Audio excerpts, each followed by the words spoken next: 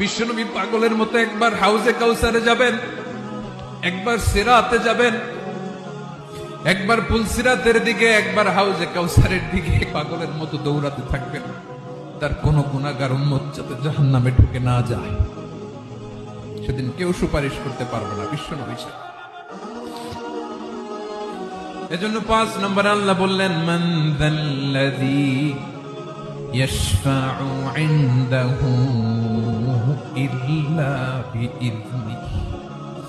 কার সাহস আছে, কার এত বড় বুকের পাটা কিয়ামতের কঠিন দিন আল্লাহর সামনে দাঁড়িয়ে সুপারিশ করবে?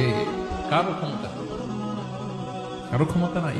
বিশ্বনবী সেদিন সিজদায় পড়ে উম্মতের জন্য কাঁদবেন, সবাই কাঁদবে, নফসি নফসি, আল্লাহ আমারে বাঁচাও, আল্লাহ আমারে বাঁচাও। বিশ্বনবী বলবেন, উম্মতি উম্মতি।